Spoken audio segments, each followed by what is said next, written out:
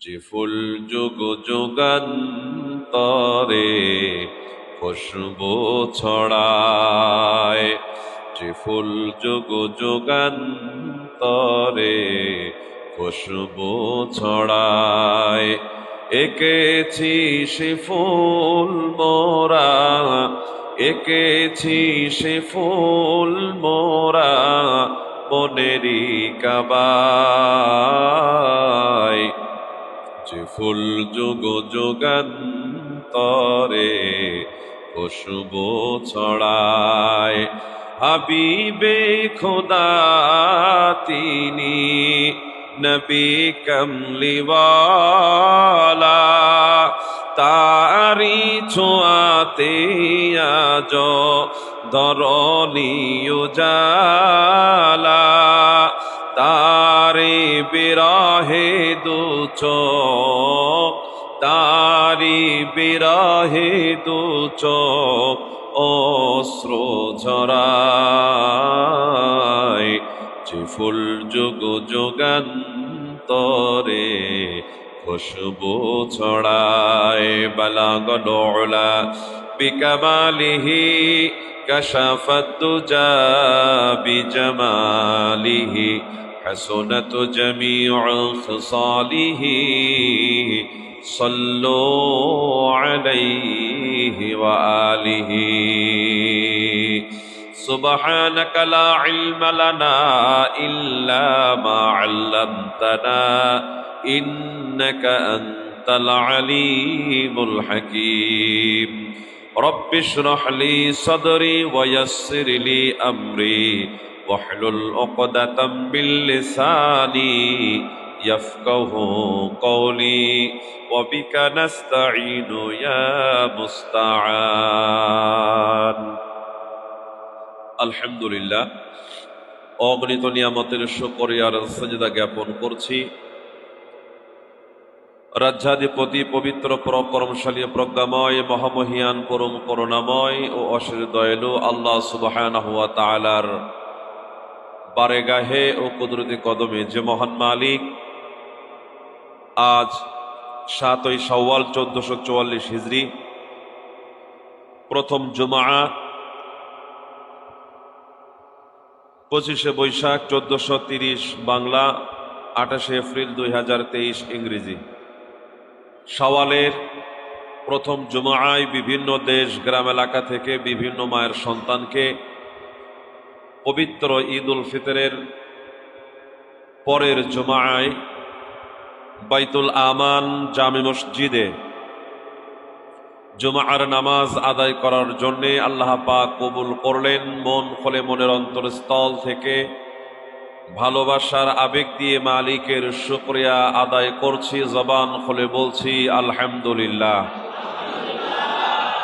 আল্লাহ পাক রব্বুল আলামিন তার নবীজির মাধ্যমে আমাদের কয়েকটা নসিহাত করেছেন, যে নসিহাতগুলো আল্লাহ পাক রব্বুল আলামিন ডাইরেক্ট তার নবীকে করেছেন। খাশিয়াতিল্লাহ ফিস সিররি ওয়াল আলানিয়া।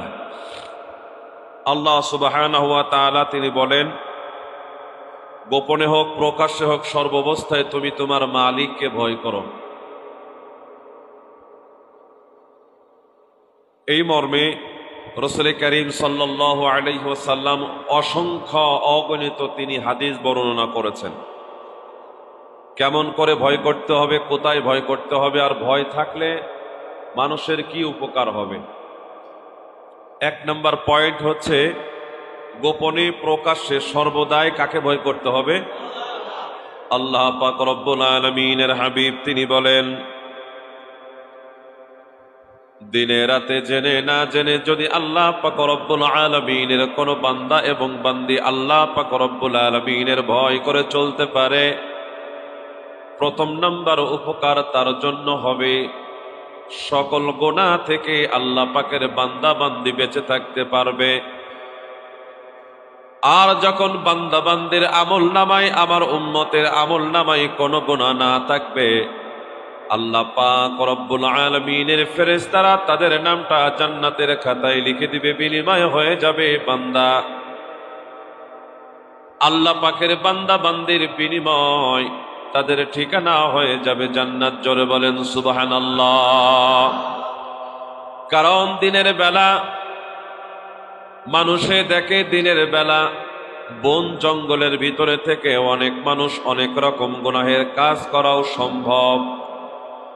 কিন্তু যদি কোনো মানুষ ঘরের ভিতরে একাকিত্ব সময় কাটানোর সময়ও যদি আল্লাহ পাক রব্বুল আলামিনকে হাজির নাজির জেনে যদি ওই গুনাহ থেকে বেঁচে থাকে, আল্লাহ পাক রব্বুল আলামিনকে ভয় করে যদি চলতে পারে, দিনের বেলা আল্লাহ পাক রব্বুল আলামিনকে ভয় করলো, রাতের বেলা ওই আল্লাহ পাক রব্বুল আলামিনকে ভয় করলো, এমন একটা পজিশন চলে আসবে, সে 24টা ঘন্টার ভিতরে যেইখানে চলুক, যে অবস্থায় চলুক, যেইখানে থাকুক, যেই অবস্থায় থাকুক না কেন, একমাত্র আল্লাহ পাক রব্বুল আলামিনকে ভয় করবে।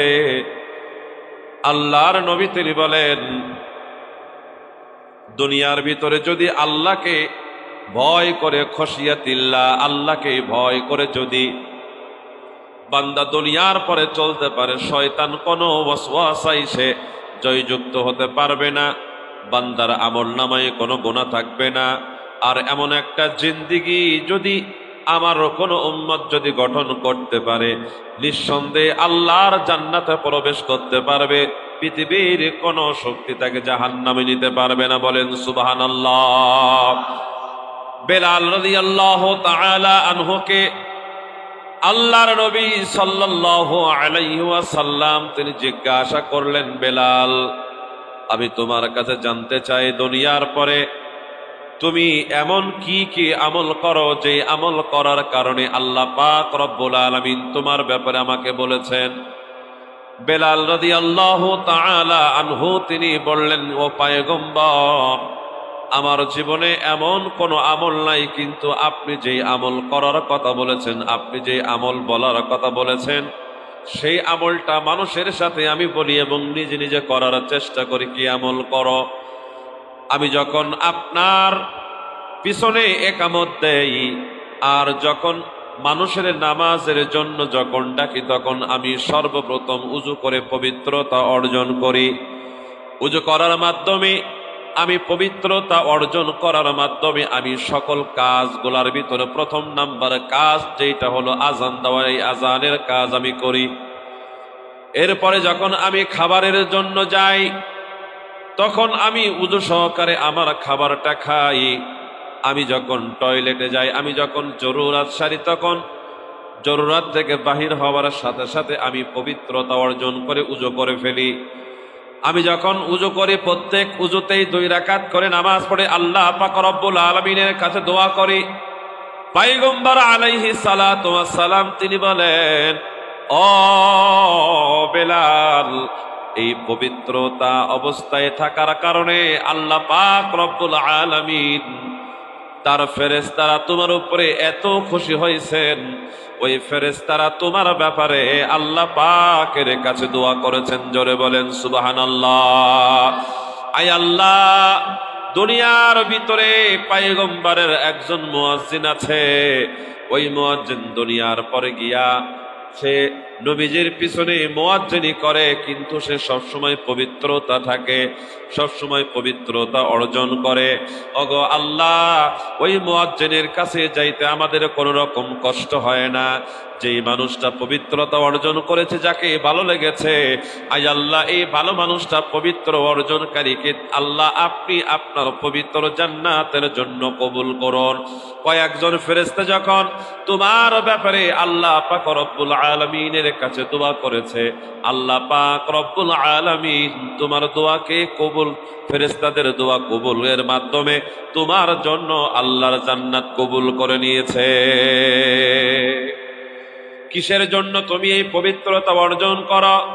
বেলাল রাদিয়াল্লাহু তাআলা আনহু তিনি বলেন, পয়গম্বর, আল্লাহ পাক রব্বুল আলামিন এই দুনিয়ার পরে আমাদেরকে রেখেছেন মুসাফিরের মতন। কতটুকু সময় দুনিয়ার পরে বেঁচে থাকতে পারবো আমার জানা নাই, কারোর জানা নাই। হঠাৎ করে যদি মালাকুল মউত আমাদের কাছে চলে আসে, আর ওই চলে আসার সাথে সাথে কি নিয়ে দুনিয়ার পথ থেকে বিদায় নিয়ে চলে যাব।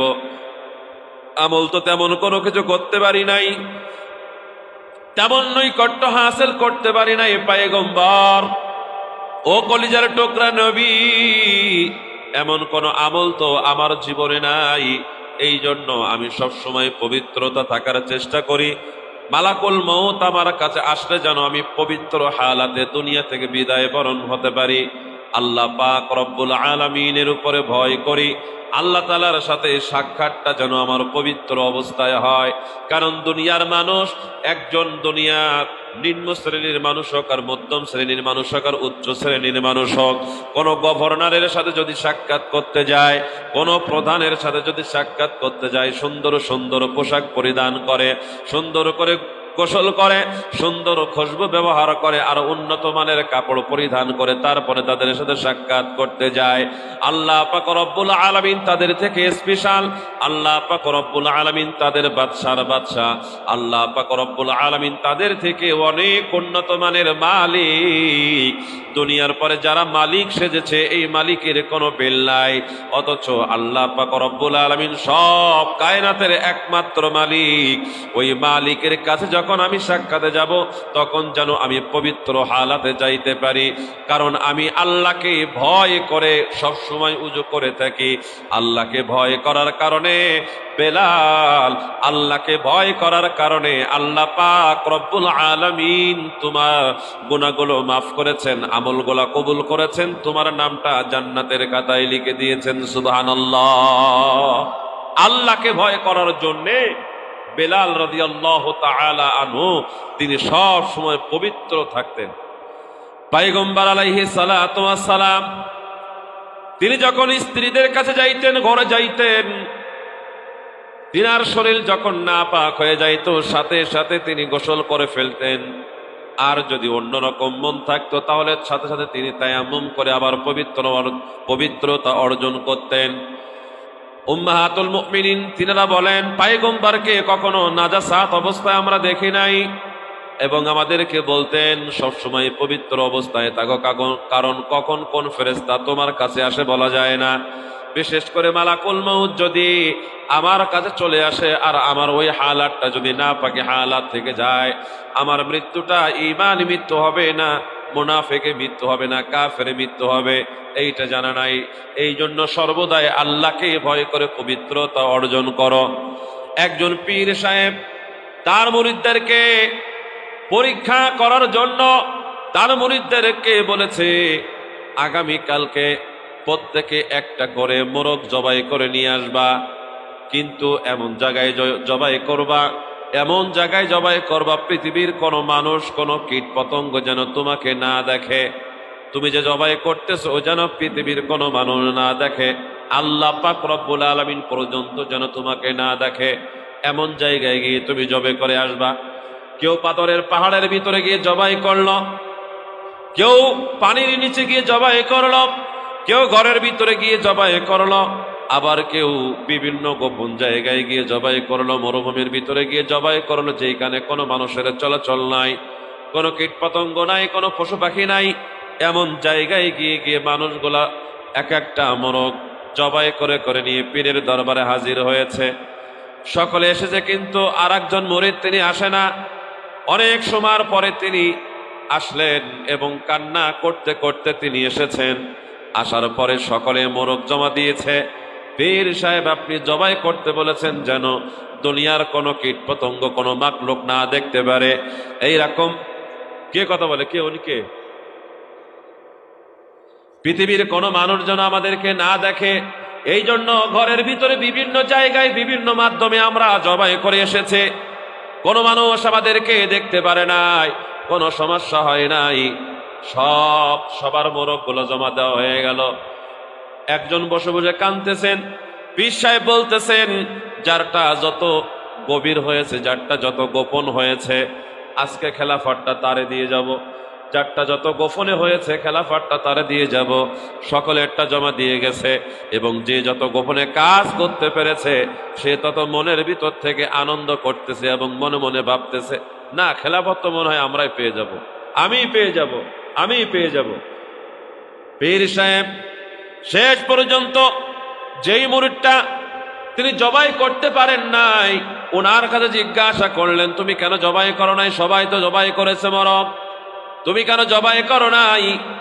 উনি কান্না মাখা কণ্ঠ নিয়ে বলতেছেন, পীর সাহেব, আমি ঘরের ভিতরে গেলাম, আমি পানির নিচে গেলাম, আমি অন্ধকারে গেলাম, সারাটা রাত সারাটা দিন ঘুমাই নাই, আপনার হুকুম পালন করার জন্য অনেক চেষ্টা করেছে, কিন্তু আপনি বলেছেন দুনিয়ার কোনো মানুষ যেন না দেখে, কোনো মাখলুক যেন না দেখে, স্বয়ং আল্লাহ পাক রব্বুল আলামিন তিনি যেন না দেখে মোরগ জবাই করে নিয়ে আসতে হবে। কিন্তু আমি যেইখানে গেলাম আমি লক্ষ্য করে দেখলাম দুনিয়ার মানুষ আমাকে দেখে না, দুনিয়ার কোনো মাখলুক আমাকে দেখে না, কিন্তু আমার আল্লাহ আমার দিকে তাকায় আছে। জোরে বলেন সুবহানাল্লাহ। আমার আল্লাহ আমার দিকে তাকায় আছে। আমি যেইখানে গেলাম আমার আল্লাহ পাক রব্বুল আলামিনকে আমি দেখতে পাইলাম। হজর মে সজর মে তেরে রঙ রে বুহাই, जिधर देखता हो उधर तू ही तो है। हजर में सजर में तेरे रंग रे बुहाय, जिधर देखता हो उधर तू ही तो है। আমি যেই দিকে দেখি সেই দিকে আমার মাওলা, যেই দিকে আমি দেখি সেই দিকে আমার আল্লাহ আমাকে দেখতেছে। সুতরাং আমি আমার মোরগ জবাই করতে পারলাম না, আপনার কাছে যেটা মোরগ এনে জমা দিয়ে দিলাম। পীর সাহেব তিনি হিসাব করতে আর কোনো দেরি করলেন না, কারণ প্রশ্নের উত্তর তো ওনার কাছে আগের থেকে রয়ে গিয়েছে। অন্য মুরিদ সব চমকে গেলেন, আহারে যত পানির গভীরে যায়, যত অন্ধকারে যায়, পৃথিবীর সব মাখলুক দেখতে না পাইলেও আমার আল্লাহ তো আমাকে দেখতে পেয়েছে। ওনাকেই তিনি মুরিদ বানিয়ে দিয়ে গেলেন, খেলাফত দিয়ে গেলেন। এই দুনিয়ার মানুষ, এমন একটা হালাত যদি তোমার আমার দুনিয়ার পরে হয়, পয়গম্বর আলাইহিস সালাতু ওয়াস সালাম তিনি বলেন, খশিয়াতিল্লাহ, আল্লাহ পাকের ভয় যদি অন্তরের ভিতরে থাকে, এমন একটা জায়গায় গুনার জন্য একাত্রিত হয়ে গেছো, যেই জায়গায় দুনিয়ার কোনো মাখলুক নাই কিন্তু আমার আল্লাহ পাক রব্বুল আলামিন আমাকে দেখতেছে, এমন একটা জায়গায় দোকানের মিটার বসানো হয়েছে, কেউ কোনো রকম ধরতে পারে না, কিন্তু আমার আল্লাহ আমার দিকে তাকায় আছেন। এমন জায়গায় আমি গুনাহের কাজের ভিতরে লিপ্ত হয়ে আছে, দুনিয়ার কোনো মানুষ হয়তোবা আমাকে দেখতে পারে না, কিন্তু আমার আল্লাহ পাক রব্বুল আলামিন আমাকে দেখতেছেন। এইরকম মন, এইরকম মানসিকতা যদি অন্তরের ভিতরে থাকে, ওই মানুষটা বেশক আল্লাহর জান্নাতি, আল্লাহর জান্নাতি। পয়গম্বর আলাইহিস সালাতু ওয়াস সালাম বলে, ওই মানুষটা বেশক আল্লাহর জান্নাতি, আল্লাহর জান্নাত থেকে কেউ তাকে জাহান্নামে নিতে পারবে না, যদি আল্লাহ পাকের ভয় সর্বদাই অন্তরের ভিতরে থাকে। জোরে বলেন ঠিক কিনা? সব সময় আল্লাহর ভয় অন্তরের ভিতরে রাখতে হবে। এই জন্য পয়গম্বর আলাইহিস সালাতু ওয়াস সালামকে আল্লাহ পাক রব্বুল আলামিন তিনি বলেন, ও পয়গম্বর, এই দুনিয়ার পরে আপনার বেঁচে থাকা অবস্থায় আমি একটা নসিহত আপনাকে করছি, সবসময় আল্লাহ পাকের ভয় আপনার অন্তরের ভিতরে আপনি ঢোকায় রাখেন। খশিয়াতিল্লাহ ফিস সিররি ওয়াল আলানিয়া, জেনে না জেনে, প্রকাশ্যে গোপনে সবসময় আপনি আল্লাহকে ভয় করতে থাকেন। দ্বিতীয় নাম্বার যেই নসিহত আল্লাহ পাক রব্বুল আলামিন পয়গম্বরকে করেছেন, ওয়া কালিমাতিল আদলি ফিল গযাবি ওয়ার রিদা, রাগের অবস্থায় থাক আর সন্তুষ্টির অবস্থায় থাক, সর্ব অবস্থায় মানুষের সাথে আপনি ইনসাফের ব্যবহার করবেন। ইনসাফ, ইনসাফের ব্যবহার করবেন, নিষ্ঠতার ব্যবহার করবেন, কারোর সাথে কোন রকম জুলুম করবেন না, সকলের সাথে সুন্দর ব্যবহার করবেন, সমান ব্যবহার করবেন, ইনসাফের ব্যবহার করবেন। সাহাবায়ে কেরাম রাদিয়াল্লাহু তাআলা আনহুম আজমাইন সকলে ঐক্যমত, তিনারা বলছেন পয়গম্বর আলাইহিস সালাতু ওয়াস সালাম তিনি একজন বেদরমির বাড়িতে গিয়ে তিনি কাজ করতেছেন, ক্ষুধার যন্ত্রণায় পরিবারের খাবার জোগাতে পারেন না।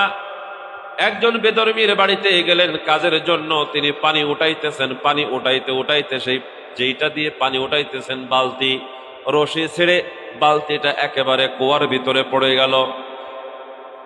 কাফের এসে দেখলো যে বালতি ছেড়ে পড়ে গেছে কুয়ার ভিতরে, টাচ করে একটা চড় মেরে দিল পয়গম্বরের মুখে। যেই পয়গম্বরকে সৃষ্টি না করা হলে আল্লাহ পাক রব্বুল আলামিন হয়তোবা আসমান জমিন কোনো কিছুকে সৃষ্টি করতেন না, আল্লাহর পরিচয় পর্যন্ত আমাদেরকে তিনি দিতেন না। ওই আল্লাহ পাক রব্বুল আলামিন সেই নবীকে দুনিয়ার মাঝে পাঠাইলেন, ওয়ামা আরসালনাকা ইল্লা রাহমাতাল লিল আলামিন খুলুকিন আযীম, উত্তম চরিত্রের অধিকারী করে, উত্তম চরিত্রের অধিকারী করে আল্লাহ পাক রব্বুল আলামিন পয়গম্বর আলাইহিস সালাতু ওয়াস সালামকে দুনিয়ার মাঝে পাঠিয়েছেন। সেই পয়গম্বর আলাইহিস সালাতু ওয়াস সালামের মুখে চড় মেরে দিয়েছে কাফের। আল্লাহর নবী কোনো প্রতি উত্তর না করে কাফেরের হাতটা ধরে সুন্দর করে তিনি টিপি দিতেছেন আর বলতেছেন, ওরে ভাই, মনে হয় আমার মুখটা অনেক শক্ত, আমার মুখে আপনি চড় মেরে অনেক বড় ব্যথা পেয়েছেন, মনে হয় অনেক বড় ব্যথা পেয়েছেন। ওই দিক থেকে নবীজির সাহাবীরা দৌড় মেরে এসে দেখে পয়গম্বরের সাথে এমন ব্যবহার করে ফেলেছে কাফের। পয়গম্বর আলাইহিস সালাতু ওয়াস সালাম তার পক্ষ নিয়ে কাফেরের সাথে মারামারি করবে। আল্লাহ নবীজির সাহাবীদেরকে আল্লাহ নবী বললেন, না তোমরা এমন করো না। কেন এমনটা করবে? অপরাধটা আমার, তার মালকে আমি ভিতরে ফেলে দিয়েছি। কাফের বলে, মুহাম্মদ মিষ্টি মিষ্টি কথা বলে কোনো লাভ নাই, যতক্ষণ পর্যন্ত আমার বালতি কুয়ার ভিতর থেকে তুলে না দিবা ততক্ষণ পর্যন্ত তোমার কোনো ছাড় হবে না, তোমাকে ছেড়ে দিব না। আল্লাহ নবী সাল্লাল্লাহু আলাইহি ওয়াসাল্লাম আল্লাহ পাকের কাছে দোয়া করলেন, কান্নামাখা কণ্ঠ নিয়ে আল্লাহ পাক রব্বুল আলামিনের কাছে দোয়া করার পর কুয়ার ভিতরে যে বালতিটা পড়ে গিয়েছে, বালতিকে হুকুম করলেন, বালতি রে আল্লাহ পাকের হুকুমে জলদি করে কুয়ার ভিতর থেকে উঠে যা, আমার দৌহত্র তারা কষ্ট পাইতেছে, এইখানে যে কাজ করেছি এইখান থেকে যে কয়টা খেজুর পাবো, যে অর্থগুলা পাবো, এই অর্থগুলা নিয়ে আমার দৌহিত্র তাদেরকে আমি খাবার খাওয়াবো, সুতরাং আর দেরি করিস না, আল্লাহ পাকের হুকুমে কুয়ার ভিতর থেকে বালতি উঠে যা। ওই কুয়ার ভিতর থেকে পোড়া বালতি ভরা পানি সহ বালতিটা আস্তে করে এমন করে উঠে গেল, এমন করে উঠে গেল, ইতিহাসের ভিতরে পাওয়া যায় একেবারে কুয়ার মুখ পর্যন্ত পানিটা ভরে গেল। ওই কাফের বলে, আমার জীবনে আমি কোনদিন এই কুয়ার মুখ পর্যন্ত আমি পানি দেখি নাই। পয়গম্বর মুহাম্মদ সাল্লাল্লাহু আলাইহি ওয়াসাল্লাম তিনি যখন বালতিকে ডাক দিল, পানি একেবারে কুয়ার মুখ পর্যন্ত আসলো, আল্লাহ রাসূল ওইখান থেকে বালতিটা টেনে তুললেন। টেনে তোলার সাথে সাথে আবার পানি তার নিজ গন্তব্যস্থানে চলে গেল। জোরে বলেন সুবহানাল্লাহ। আল্লাহ পাক রব্বুল আলামিন পয়গম্বরকে হুকুম করেছেন, ও আমার নবী, আপনি সকলের সাথে ইনসাফের ব্যবহার করেন, ইনসাফ, আপনি সকলের সাথে ইনসাফের ব্যবহার করেন। পয়গম্বর আলাইহিস সালাতু ওয়াস সালাম ওই কাফেরকে কোন রকম কঠিন কোনো কথা বলেন নাই। তিনি বললেন, এই যে ভাই, আপনার বালতি কুয়ার ভিতরে পড়ে গিয়েছিল, আপনার বালতি আপনাকে জমা দিয়ে দিলাম পানি সহ, আমি যে কাজ করেছি কামলা দিয়েছি, আমার বিনিময়টা দিয়ে দেন। ওই কাফের চোখের পানি ছেড়ে দিয়ে বলছেন, ও পয়গম্বর, জীবনে অনেক ভুল করেছে, কিন্তু আজকে যে ভুল করলাম আমার মনে হয় এই ভুলের কোনো মাসুল, এই ভুলের কোনো ক্ষমা আমার জীবনে হবে না। আমি তো আপনাকে শুধু আপনার পরিশ্রমের ফসল দিব না, আমার যত অর্থ সব দিয়ে দিব, তারপরেও আপনি আপনার মুখে যে আমি চড় মেরেছি, আপনি আমার এই চড় মাফ করে দেন, আপনি আমাকে মুসলমান বানাইয়া আল্লাহর জান্নাতের জন্য কবুল করে নেন। বলেন সুবহানাল্লাহ। এমন জীবনে ভুল আমি অনেক, আমার জীবনে ভুল আমি অনেক করেছি, কিন্তু এমন ভুল আমি কোনোদিন করি নাই। পয়গম্বর আলাইহিস সালাতু ওয়াস সালাম ইনসাফের ব্যবহার তিনি করলেন। আল্লাহর নবী তিনি বললেন, ও ভাই, তুমি আমাকে না চিনে তুমি এমন কাজ করে ফেলেছো, আজকে তোমাকে আমি মাফ করে দিলাম। আর সাহাবায়ে কেরামদেরকে বললেন, ও সাহাবায়ে কেরাম, দেখো, ইনসাফ মানুষকে ইসলামের দিকে ধাবিত করে। জোরে বলেন ঠিক কিনা? ইনসাফ মানুষকে ইসলামের দিকে ধাবিত করে। দুনিয়ার ভিতরে আছে অনেকগুলা ধর্ম, কিন্তু সব ধর্মের ভিতরে একমাত্র ইসলাম ধর্ম ইনসাফি শিক্ষা দেয়। হযরতে আলী এবং ফাতেমা দুইজন গন্ডগোল করেছে, আলী এবং ফাতেমা তর্ক করেছে।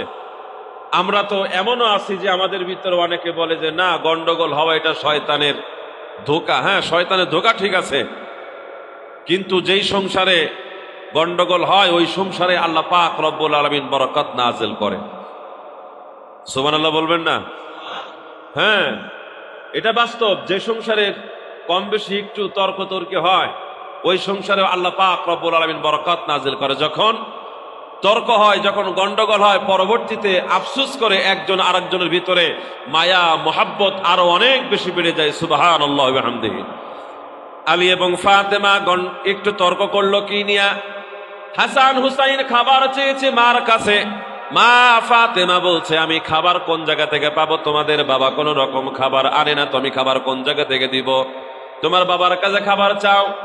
আলী কাররামাল্লাহু ওয়াজহু যখন তিনি বাসায় ফিরলেন, সন্তানদের পক্ষ থেকে স্ত্রী বললেন খাবার যদি না নিয়ে আসতে পারেন তাহলে ঘরে কিসের জন্য এসেছেন? আপনার সন্তানরা খাবারের জন্য কান্নাকাটি করে, আপনি ঘরে এসেছেন কিসের জন্য? এইরকম ভাবে যখন বললেন, আলী কাররামাল্লাহু ওয়াজহু মনে বড় কষ্ট নিয়ে ঘর থেকে বাইর হয়ে চলে গেছেন। ঘর থেকে বাহির হয়ে যখন বাইরে চলে গিয়েছেন, একটা মরুভূমির ভিতরে বেশ বালু, একেবারে গর্ত করে, বালু গর্ত করে ওর ভিতরে মাজা দিয়ে পা ওপারে মাথায় পারে, মানে বাসের সিটের মতন করে বসে আছে, শুয়ে আছে। পয়গম্বর আলাইহিস সালাতু ওয়াস সালাম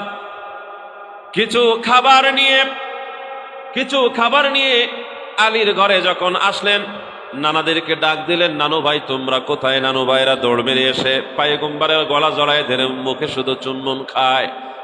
ও নানা, তোমার বাবা কোথায়? বলে মা জানে। মার কাছে যখন জিজ্ঞাসা করেছে, মা ফাতেমা তোমার কলিজার টুকরা স্বামী কোথায়?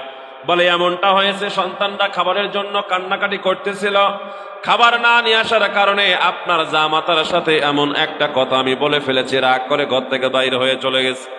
আল্লাহ রাসূল সাল্লাল্লাহু আলাইহি সাল্লাম এই ডান হাতটা বুকের বাম পাশে তিনি জোরে জোরে 2-3টা বার চড় মেরে বলতেছেন, তুমি আমার অন্তরে বড় কষ্ট দিয়েছ, আমার অন্তরে বড় কষ্ট দিয়েছ, আমার অন্তরে বড় কষ্ট দিয়েছ, আমার অন্তরে বড় কষ্ট দিয়েছ, অন্তরে একটা দাগ দিয়ে দিয়েছ। ফাতেমা রে, আলী আমার কাছে অনেক বড় প্রিয়, কারণ আমার সাহাবীদের ভিতরে আমার আলী উল্লেখযোগ্য একজন ইলমদারি সাহাবী। জোরে বলেন সুবহানাল্লাহ। কারণ আমার আলীর জন্য আল্লাহ পাক রব্বুল আলামিন ওই আসমান থেকে কোরআনের আয়াত নাজিল করে দেয়। সুবহানাল্লাহ। আমার আলী স্বাভাবিক কোন আলী না। আমার আলী দিনের দাওয়াত দেওয়ার কারণে খাবার আনতে পারে নাই। আর আমি জানি আমার নানারা খাবার না খেয়ে ঘরের ভিতরে কান্নাকাটি করতেছে, এই জন্য আমি খেজুরগুলা খাবারগুলো নিয়ে চলে এসেছি, নানু ভাই তোমরা খাও। কিন্তু ফাতেমা তুমি আমাকে খুশি করতে পারলা না। ফাতেমাও কান্দে, পয়গম্বরও কান্দে, সন্তানরা খাবার খাইতেছে, ছোট বাচ্চা মানুষ, তারা বোঝে না। আল্লাহ রাসূল সাল্লাল্লাহু আলাইহি ওয়াসাল্লাম জামাতার খোঁজে ঘর থেকে বাহির হয়ে গেছে। ওইদিকে স্ত্রী আল্লাহ পাক রব্বুল আলামিনের কাছে মাপ চাইতেছে, মালিক আপনার নৈকট্যশীল বান্দাকে আমি কষ্ট দিয়ে ফেলেছি, আমাকে মাফ করে দেন। আমাদের বউরা হইলে বলতো কি, ও চিরজন্মের মতন চলে যায়, ওরা ঘরে আসার দরকার নাই।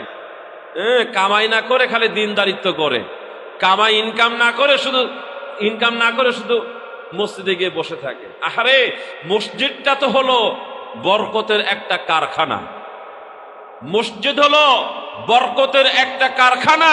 পয়গম্বর আলাইহিস সালাতু ওয়াস সালাম উনি বলেন, যখন তোমাদের অভাব দেখা যায় তখন মসজিদে আসো, নফল নামাজ পড়ো, আল্লাহর কাছে দোয়া চাও, আল্লাহ পাক রব্বুল আলামিন দেখবে তোমাদের বরকতের দরওয়াজা খুলে দিবে। আমাদের অভাব দেখা দিলে আমরা দুনিয়ার বিভিন্ন জায়গায় টাকা হাওলাত চাই, বিভিন্ন জায়গায় গিয়ে ঘোরাফেরা করি। মসজিদে এসে নামাজ পড়ার মানুষ খুবই কম আছে। আমলটা একবার চালু করে দেখেন, মনের চাহাত, মনের চাহিদাটা মসজিদে এসে নামাজ পড়ে পড়ে আল্লাহর কাছে বলেন। সলাতুল হাজত 2 রাকাত নামাজ পড়ে আল্লাহর কাছে দোয়া করেন, আল্লাহর কাছে দোয়া করেন, দেখবেন ইনশাআল্লাহ আপনার সকল জরুরতগুলো আল্লাহ তাআলা মিটায় দিবে, যদি সেটা জায়েজ জরুরত হয়ে থাকে। আর না জায়েজ যদি কোনো কিছু হয় তাহলে তো সেটা কবুল নাও হইতে পারে। কিন্তু কাবা শরীফের গেলাপ ধরে না জায়েজ তাও দোয়া করলে আল্লাহ তাআলা দোয়া কবুল করে নেয়। আপনি যে দোয়া করবেন সেটা কবুল হয়ে যাবে। পয়গম্বর আলাইহিস সালাতু ওয়াস সালাম খুঁজতে খুঁজতে খুঁজতে খুঁজতে যাইতেছেন, এইদিকে স্ত্রী, আলীর স্ত্রী হযরতে আয়েশা, হযরতে ফাতেমাতুজ জাহরা রাদিয়াল্লাহু তাআলা আনহা, ফাতেমাতুজ জাহরা রাদিয়াল্লাহু তাআলা আনহা, তিনি ঘরের ভিতরে নামাজ পড়তেছেন আর আল্লাহর কাছে কাঁদতেছেন, আল্লাহ আপনার নৈকট্যশীল বান্দাকে বড় কষ্ট দিয়ে ফেলেছি, আয় আল্লাহ মেহেরবানি করে আপনি আমাকে মাফ করে দেন, আমার স্বামীকে আমার কাছে ফিরাইয়া দেন, আমার স্বামীকে আমার কাছে ফিরাইয়া দেন। এরকম ভাবে দোয়া করতেছেন, কারণ একজন ফকি বলেছেন, মসজিদ থেকে যখন কোনো বান্দা বান্দি নামাজ পড়ে যখন বাইরের দিকে চলে যায়, তখন তাদের মুখটা শরীর থেকে আরো ধারালো হয়, শরীর থেকে আরো বেশি ধারালো হয় একটা তাকওয়া অবলম্বনকারী ব্যক্তির জবান। সে যে দোয়া করে আল্লাহর দরবারে কবুল হয়ে যায়। এই জন্য মসজিদে এসে কেউ কারো জুতা চুরি না করা।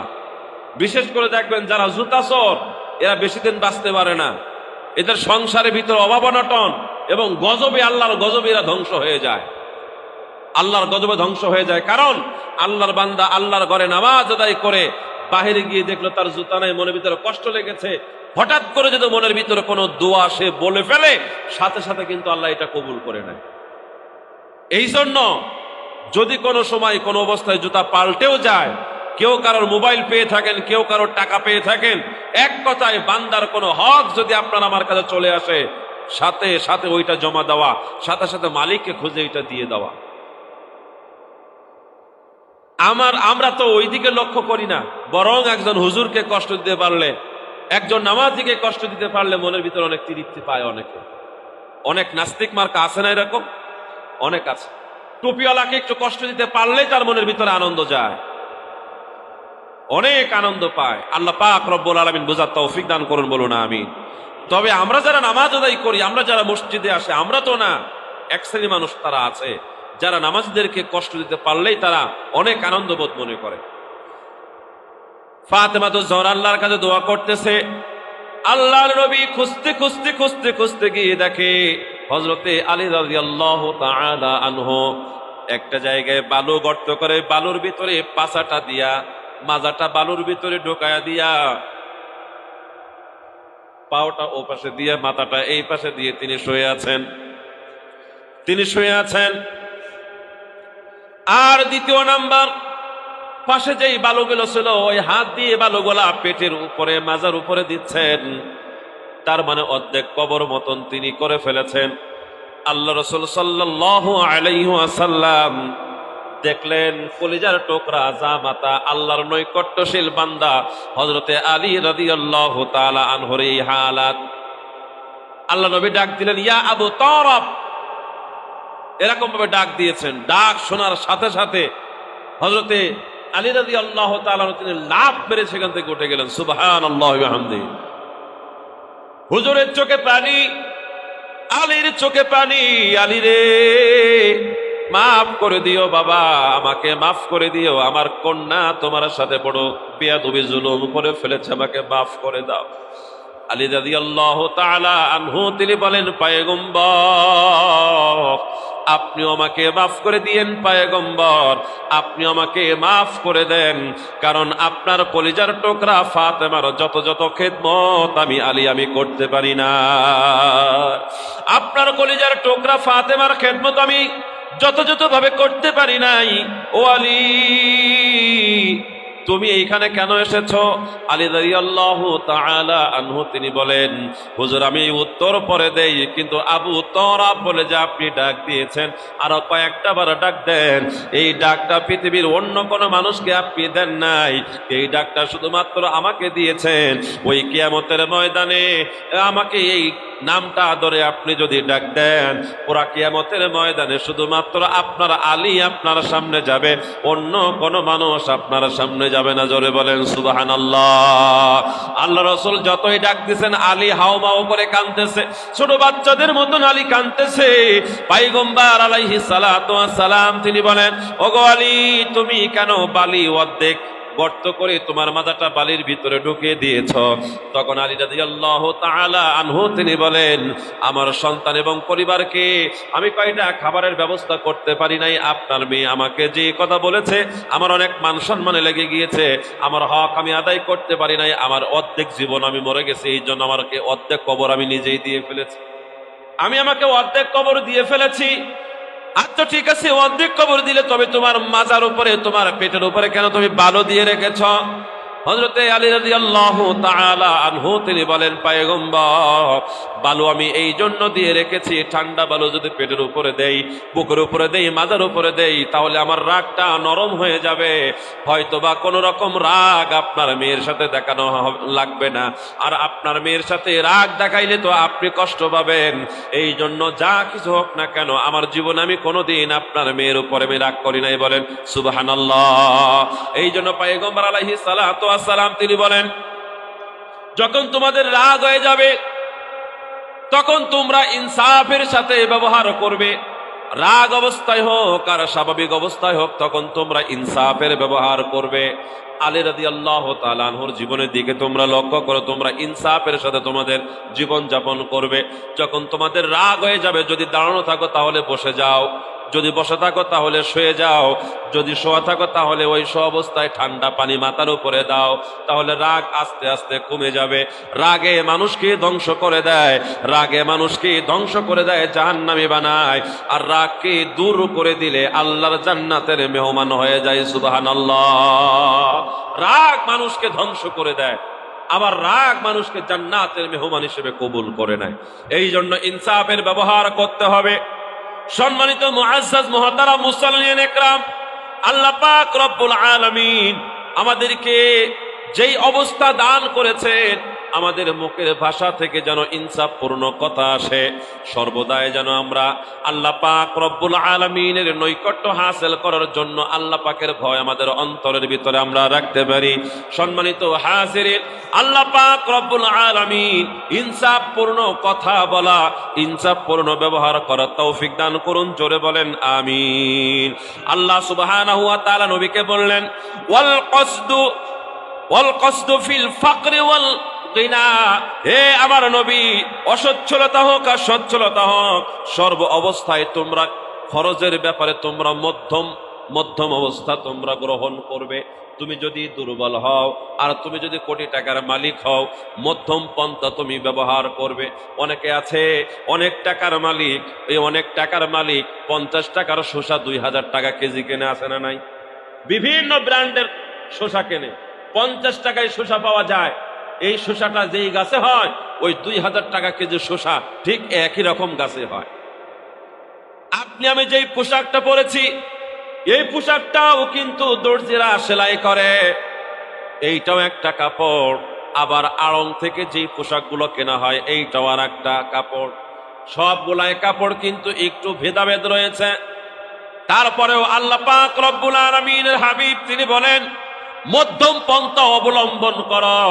কারণ রাসূল কারীম সাল্লাল্লাহু আলাইহি ওয়াসাল্লামের কাছে হযরতে উসমান রাদিয়াল্লাহু তাআলা আনহু, মূলত উসমান রাদিয়াল্লাহু তাআলা আনহুর কাছে একজন ফকিহ এসে জিজ্ঞাসা করলেন, আর একজন সাহাবী এসে জিজ্ঞাসা করলেন, উসমান রে, আল্লাহ পাক রব্বুল আলামিন তোমাকে তো অনেক টাকার সম্পদ দান করেছে, তারপরেও পিঁপড়া যে খাবারগুলো চিনিগুলা খেয়ে চলে যাইতেছে, পিঁপড়া চিনি খেয়ে চলে যাইতেছে, পিঁপড়ার মুখের থেকে তুমি 2-1টা করে চিনির দানা কেড়ে কেড়ে নিচ্ছ, আর নিচে যেইগুলো পড়ে আছে সেইগুলো তুমি খুঁটে খুঁটে বস্তার ভিতরে রাখতেছো, ব্যাপারটা কি? পয়গম্বর আলাইহিস সালাতু ওয়াস সালাম তোমার কাছে আমাকে পাঠিয়েছেন কিছু সহযোগিতার জন্য।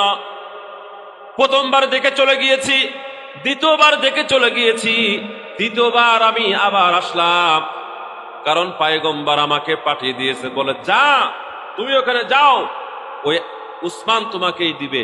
বলে হুজুর এইরকম অবস্থা দেখলাম, অনেক কৃপণ। বলে কৃপণ না, আমার উসমান জীবনে কৃপণ হতে পারে না, তুমি তার কাছে আবার যাও।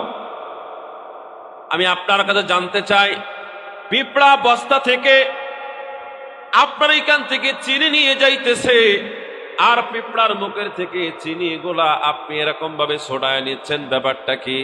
হযরত উসমান রাদিয়াল্লাহু তাআলা আনহু তিনি বলেন, পিঁপড়াটা কতটুক পরিমাণ চিনি ভক্ষণ করতে পারবে, খাইতে পারবে, এইটা আমি জানি। আর এই যে চিনির যে দলাটা, চিনির যে টুকরাটা, এইটা কিন্তু গলে নষ্ট হয়ে যাবে। এইটা রাখার জন্য উপযুক্ত একটা জায়গা দরকার। পিঁপড়ার সেই উপযুক্ত জায়গা নাই। একটা পিঁপড়া, যে পিঁপড়াটা তিনটা দানা নিয়ে যাইতেছে, 2টা পর্যন্ত সে কষ্ট করে খাইতে পারবে। 3টা দানা খাইতে পারবে না। 2টা দানা খাবে, একটা দানা নষ্ট হয়ে যাবে। ওই 2টা দানা তার কাছে দিয়ে, একটা দানা আমি তার কাছ থেকে রেখে এই বস্তার ভিতরে রেখে দিয়েছি। পরবর্তী সময়ে ওই পিঁপড়াটা যেন আবার এইখান থেকে আরো 2টা দানা নিয়ে যেতে পারে। কারণ পিঁপড়াটা যখন যদি 3টা দানা নিয়ে যায়, 2টা খাবে আর একটা গরমে গলে নষ্ট হয়ে যাবে, এইটা অপচয় হয়ে যাবে। আমি উসমান এই অপচয় হতে দিব না। সুবহানাল্লাহ বলবেন না? আমি এটা অপচয় হতে দিব না। এই জন্য একটা দানা আমি ওইখান থেকে নিয়ে নিচ্ছি। আর তারা নিয়ে যাওয়ার পথে যেহেতু ক্ষুদ্র একটা প্রাণী নিয়ে যাইতে পারে না, অনেকগুলা দানা জমিনের পরে পড়ে গিয়েছে বালুর মধ্যে থেকে। আমি দানাগুলো খুঁটে খুঁটে আমি এখানে রাখতেছি, কারণ আল্লাহ পাক রব্বুল আলামিন আমাকে দানা সম্পর্কে যদি জিজ্ঞাসা করে আর আমি যদি কোনো উত্তর না দিতে পারি, কাল কিয়ামতের ময়দানে জাহান্নাম ছাড়া আমার কোনো উপায় নাই। উনি হতভম্ব হয়ে গেলেন। পিঁপড়ার মুখের থেকে 3টা দানা থেকে একটা দানা যেই ব্যক্তি নিয়ে নিতে পারে, সেই ব্যক্তি আমাকে কিছুই দিবে না। বলে, উসমান আপনার জায়গায় থাকেন, আমি চলে যাই। পয়গম্বর আপনাকে কিসের জন্য পাঠিয়েছিলেন? আমি নতুন বিবাহ করেছি, আমার পরিবারে বড় অসহায় অবস্থায় রয়েছে, আমার কিছু খাবারের জন্য এসেছিলাম। কিন্তু না, আপনি দিবেন না, আপনার কাছে আমার চাওয়ার কোনো কিছু দরকার নেই। বলে না, পয়গম্বর আপনাকে পাঠিয়েছে আমার কাছে। এইখান থেকে লক্ষ্য করে দেখেন, ওইদিকে কপি কালারের কিছু উট দেখা যায়, লালও না একেবারে কপিও না, মিডিয়াম জাতীয় কিছু উট দেখা যায়। এবং ওইখানে দেখেন কিছু ঘোড়া দেখা যায়, যেই ঘোড়াগুলো কস্তুরিন কালার। একটা কস্তুরিন কালার ঘোড়ার যেই কালারটা ওই সময়ের জন্য অনেক দামি ছিল। ওই একটা কালার ঘোড়া দিয়ে কমপক্ষে 30টা ঘোড়া ক্রয় করা যাইত। অন্য ঘোড়াগুলা আপনার যত মনে চায়, যত উট মনে চায়, যত ঘোড়া মনে চায় আপনি এইখান থেকে নিয়ে যেতে পারেন, কিন্তু আপনি বিন্দু মাত্র অপচয় করতে পারবেন না। সুবহানাল্লাহ বলে। আপনি এইগুলা কোন জায়গা থেকে শিখছেন? বলে, আমি আমার পয়গম্বর থেকে শিখেছি। আমার পয়গম্বর আমাকে এইগুলা শিক্ষা দিয়েছেন। আল্লাহ রাসূল সাল্লাল্লাহু আলাইহি ওয়াসাল্লামের সাথে আমি একবার সাক্ষাৎ করতে গেলাম। হুজুর সাল্লাল্লাহু আলাইহি সাল্লাম ঘরের ভিতরে ছিলেন। হুজুর সাল্লাল্লাহু আলাইহি ওয়াসাল্লাম কিছু খাবার ঘরের ভিতরে দিয়ে দিলেন, কিছু আটা আর কিছু গমটম ঘরের ভিতরে দিয়ে দিলেন এবং স্ত্রীকে বলতেছিলেন, আমি সেই কথাগুলো শুনেছি। স্ত্রীরে, আমি যেই খাবারগুলো দিলাম, এই খাবারগুলা 2টা ভাগ করবে। একটা ভাগ আজকে আমরা খাবো, আর একটা ভাগ আগামীকালকের জন্য। একটা ভাগ আজকে খাবো, আর একটা ভাগ আগামীকালকের জন্য।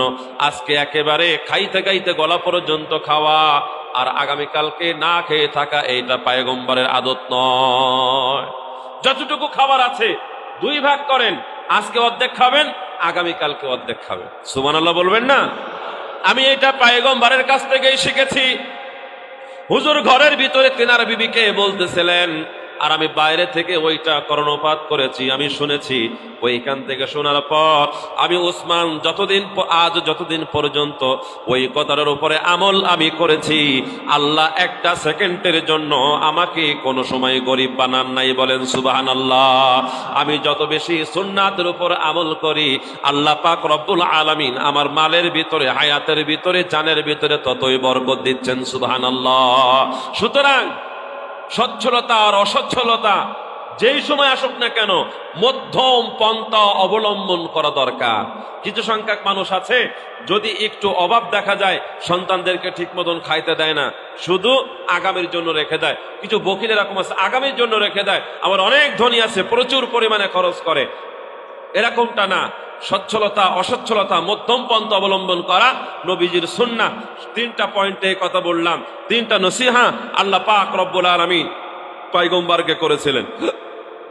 1 নম্বর হলো আল্লাহ সুবহানাহু ওয়া তাআলাকে ভয় করা। কাকে ভয় করা? সর্ব অবস্থায় আল্লাহ পাক রব্বুল আলামিনকে ভয় করতে হবে এবং সব অবস্থায় ইনসাফ পূর্ণ ব্যবহার করতে হবে এবং সচ্ছলতা অসচ্ছলতা সব অবস্থায় মধ্যম পন্থা অবলম্বন করতে হবে। তিনটা পয়েন্টের উপরে কথা হলো। আল্লাহ পাক রব্বুল আলামিন আমল করার তৌফিক দান করুন। 9টা উপদেশ দিয়েছে, আজকে 3টা বললাম, আগামী জুমাতে ইনশাআল্লাহ এর পরের ধারাবাহিক আলোচনা হবে এবং এর পরের থেকে আপনার হজ্জে মাবরুর, হজ কত প্রকার, কি কি, উমরা কাকে বলে। আমরা এখানে অনেকে আছি যারা হজ করেছি, উমরা করেছি, যাই আসি, কিন্তু মূল কার্যকলাপগুলা, মূল আরকানগুলো আমরা অনেকেই জানি না। আমি হয়তোবা জানি না, আমার শেখার জন্য, আর যারা জানি না তাদের শেখার জন্য হয়তোবা অনেকেই জানে, জানা সত্ত্বেও ভুলে গেছে। এই বিষয়গুলো আলোচনা করার দরকার। কিন্তু হজের আলোচনার পূর্বে এই 9টা পয়েন্ট আলোচনা করা আমাদের জন্য বিশেষ করে ওয়াজিব। কেন?